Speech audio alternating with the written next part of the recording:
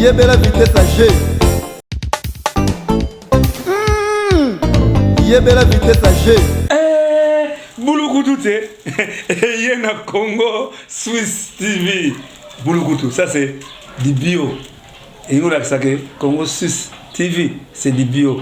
Kuna Tobiaka ya ma chambre froide d'été. Vraie information. C'est Congo Swiss TV. Bouloukou. Et yoka soga Congo Swiss TV. Tsunga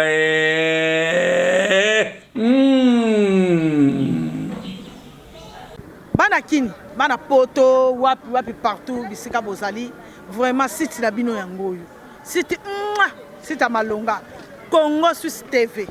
Moko te ekokani na yango. Donc mutu nyonso kotoko yoka basolo kitoko. Okolanda basolo kitoko, bemiswa kitoko. Ya bino yango yo. Donc mususu ezati. Donc boko senti bilengi nango, boko découvrir masolo ebele, boko mona makabo ebele donc sepeli sabino et longola bino mo ba souci banine. Donc site na bino yango yo. Boyoki yango hein. Bisous bisous. Bisous bisous bisous bisous bisous bisous bisous bisous bisous. Oui, bana poto, bana bipa union saison bino bolanda biso. Vraiment vous avez zabete bolanda Congo Swiss TV. Yango ne peneza masolo ya malonga eza na makambo pene ya malonga na kanti boza décider Congo Swiss TV Congo Swiss TV na gangi bafwe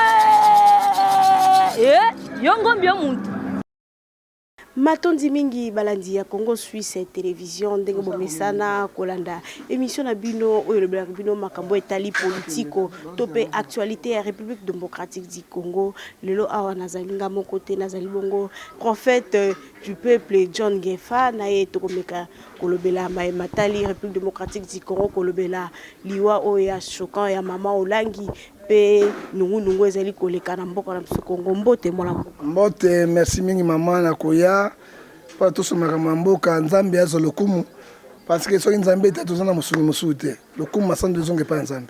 Oui, merci prophète. Prophète, oye kokwela biso à la République démocratique du Congo pe na monde entier ezali bongo kake après 2 jours ya kokunda bongo apôtre Olangi lelo a mama Olangi akufi.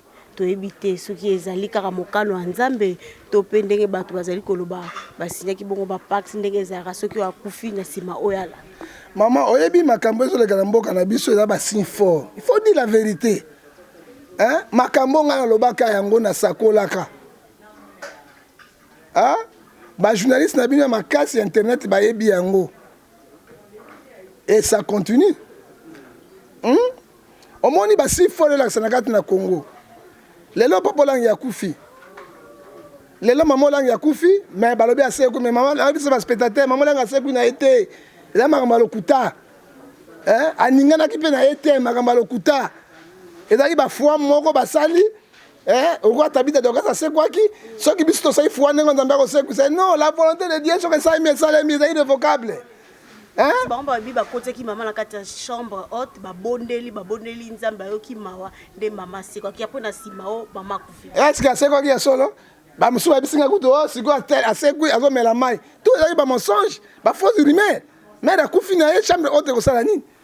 Hein? Chambre haute soki nzambe alingi te la Matthieu chapitre 3 verset 37 à 39 qui dirait la chose arrive c'est que l'internet donne. Hein?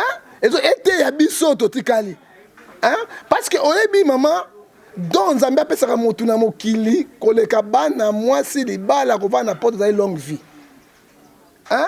Soki lelo nga na moni na monde ba benini bazali na vie. Ronald Bonk azali na vie. Nani Jimmy Swaggart azali na vie.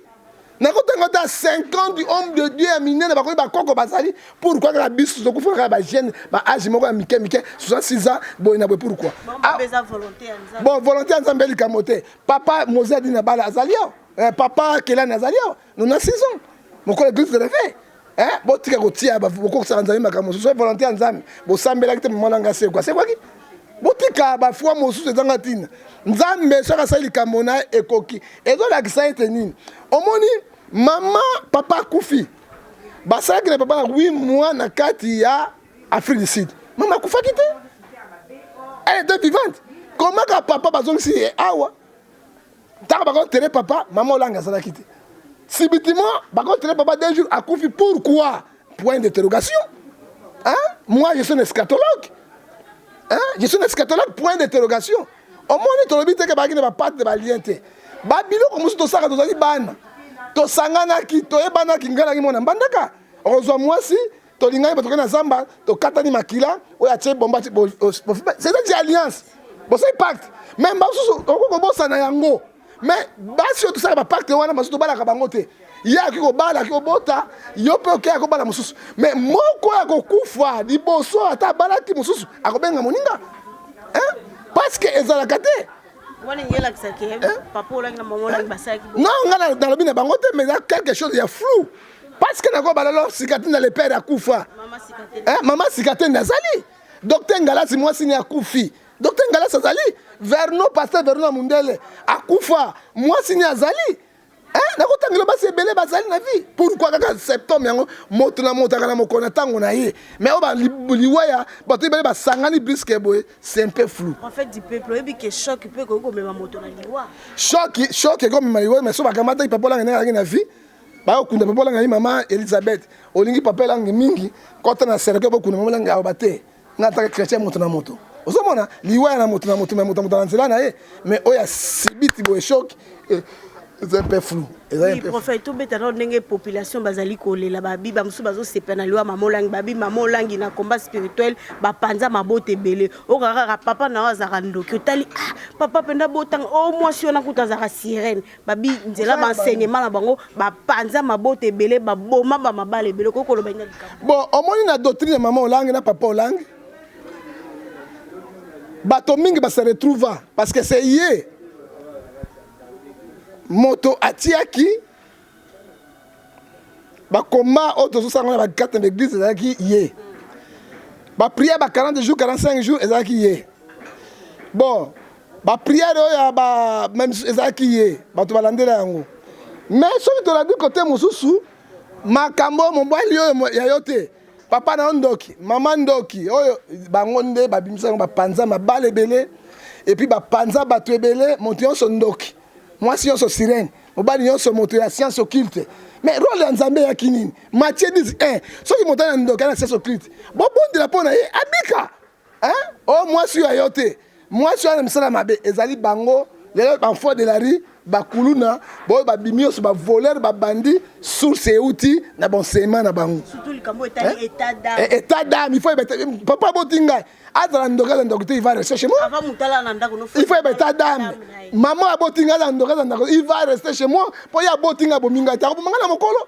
Ah ba état dame on est panzi bato. Et ça ba sema mo panza ki bato. Mais na kata ba sema yango ba misu ba se retrouver, ba misu pe ba se retrouver te. Ozomona yango ne peut ça y boulou yeke entre ba chrétien na bango ezali koyoka na te na ba tel enseignement. Bango de ba bimisa ki yango et puis ba gagner yango mingi ba zimbango mingi yango.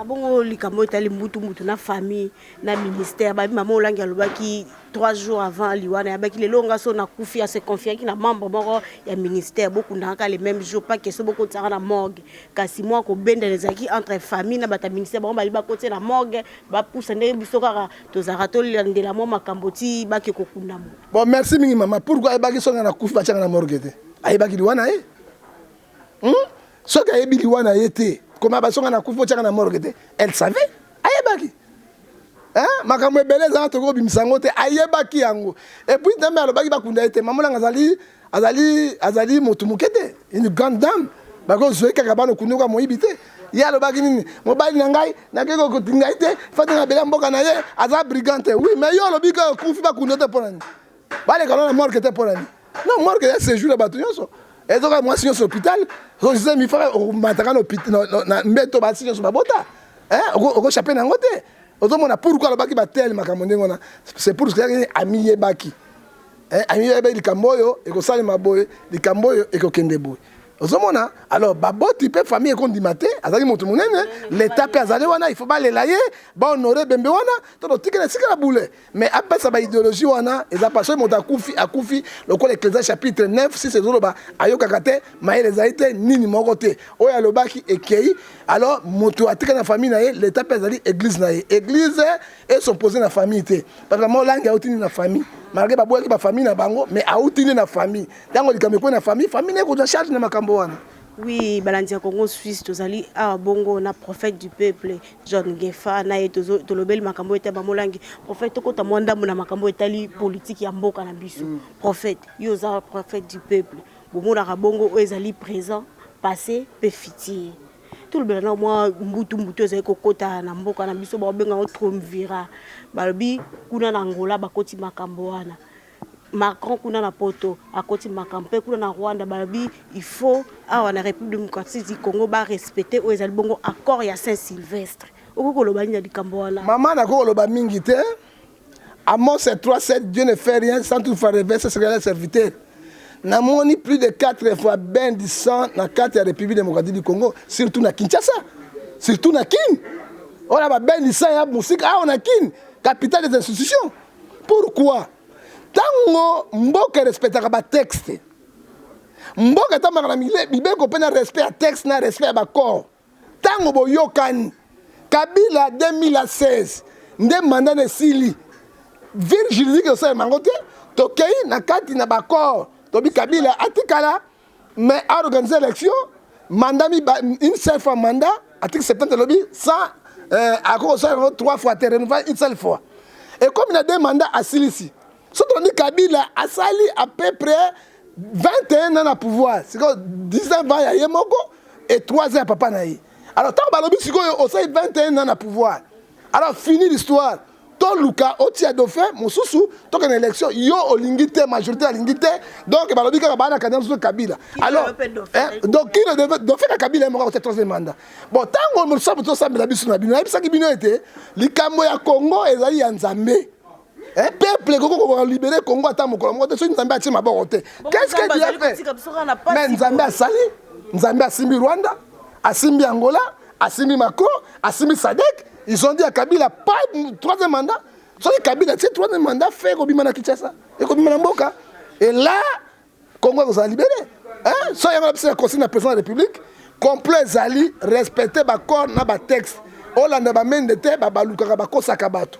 Bamende basana Mobutu, basana ba gouverner a changer mouvement. Le col ba Macron ba koti. France est 5e puissance du monde. Et puis ba yoki ko lele ba congolais. Pas les quelques-uns qui va se retrouver. Il faut des députés, aux sénateurs, aux la PDG, aux la gouverneur, aux la bourgmestre, ne ba se retrouver. Au bisu to tikali to se retrouver gâté. Mais l'article la conseil binini ba bien Congo, il faut moto nyonso à se retrouver na yango. To lobi boy. Oh salaki e koki si quand on élection, tu votes pour ton sika, on va goyer ba peuple, on va gosunga. Mais moi, na loba gâte kengo dona ba na mindele boy. Tant na mobutu suka iboni. Donc gérer to moi ma pelenge na kati. Zo mona mayele mo ka poloso yo sala na kati. Ka to kozela ka to zela. Non. Et puis une machine à voter na bango ya volé, on va sur la carte nango, on va contester na bango basé sur la dictature. Ça montre que Congo a bientôt sera libéré, Nzambe azo sala. Dieu a touché les hommes. Hein?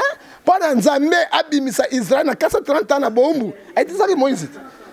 Hein? A dit ça que Moïse, le ben Nzambe na kolelo biso, pendant ba une biso to sala le côté. Hein? To sala ba marche na Mobutu, to sala ba marche sur le côté. A utilisé Angola, a utilisé Rwanda, a utilisé Sadek, a utilisé Brazzaville. Pour mettre fin à l'Ikamboyo. Et à bientôt, bah tout le monde banda. Kalamingite et puis trobaki awa. Mon sang n'a pas kouf. Il a koufi. Dans le baki qui est politicien. Politicien mon père là. Bogota là. Moi la mboka jekoko kuna zali ko souffrir pas c'est les qui moi je suis exacté car pour la dictature. Na lobby mon sous politicien mon là. Père continuer kaka. Et n'entend pas la sangai. Et c'est na biso ngana yo to sambela pona Congo. Parce que l'Ikambo zo sale manzambe a biso awa. Na Joël chapitre 2 verset 17 ceux qui Nzambe alingi kosala mobulu to koboma mboka wana soki basala Nzambe solo basambeli Nzambe ko épargner yango eza nga na yo likambo ya Congo a épargner biso abimisa bango malembe asima motema na bango batia eloko bango sala te parce que ekosimba lisusu te et puis la comparaison n'est pas raison au Congo démocratique ezali lokola Brazzaville te ezali lokola Rwanda te ezali lokola Angola te bango batikala ki biso sala yango non tobota mapasa ba ba utamokolo moko bakufa nzela moko te en fait kaka biblia yango lobi ke ba majorité ba lo bango butu moy toute autorité vient de Dieu mais ezana Romain wate hein, non, un Corinthien. Toute autorité vient de Dieu, oui. Bon, oui, c'est même Dieu qui a montré autorité, c'est le même Dieu qui a destitué notre autorité. Nous avons mené à Saoul, le roi, quand nous avons destitué Saoul, c'est le même Dieu.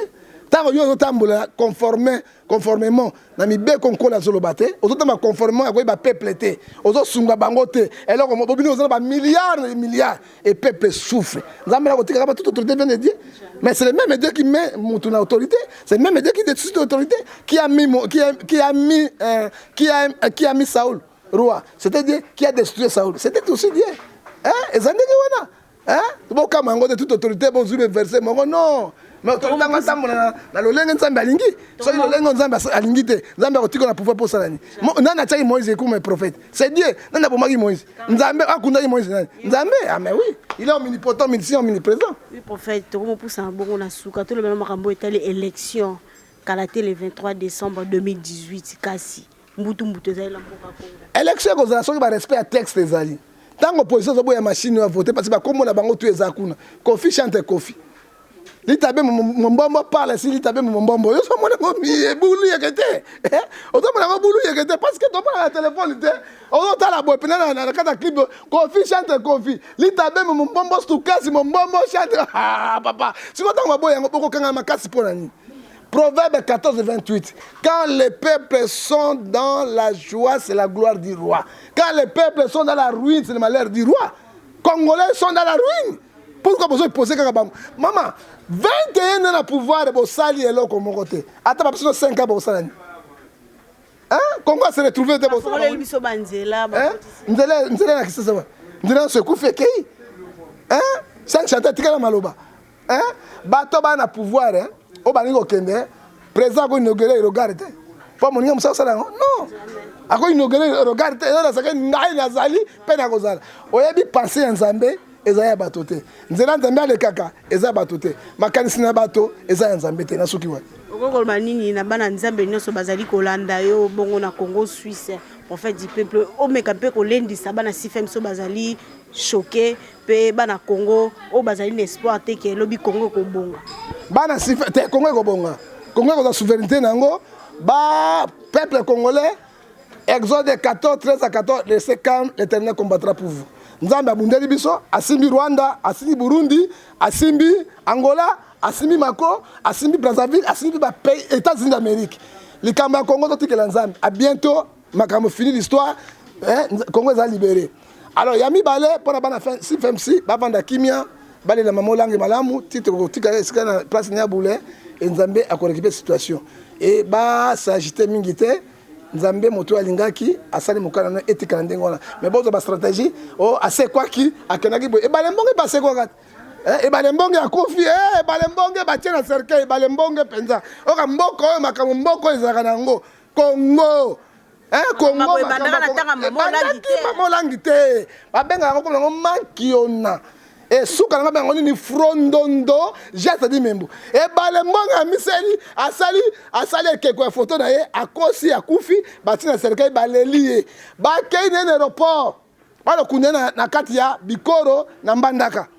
Mobutu wa mota misomine e balembonga asali plafond likola ko bomba makuna na bilamba pembe Mobutu abinjimbi o ane balembonge te buka cercueil yo bona na kati eloko batasa ifense banga sala ezali mabe ba je wana papa mato boya ngo bato baleli la possible ba comment se faire maman c'est maman c'est banguna na biso batal na so quelle idéologie ba kende njimba buka ekeko balembongo mobimba bazongi bakute balembongo ko ba betie masasi nde ba tchependa cercle solo e balembongo ko ba kunda tia solo le ba ko kunda na Bikoro e ba je akale sala maka ba tika ko mbrouiller batu maman soki motaku asekui nde bakundi ye sima 3e jour asekui ou bien jour moko asekui bakundi yo te eloko moko te arrêt cardiaque atanga sur na moto na popé fou akozonga na vie ata ngai soki motaku na arrêt cardiaque ba sabi sote sima ka tolo na saka fou azonga na vie moto bosada fou te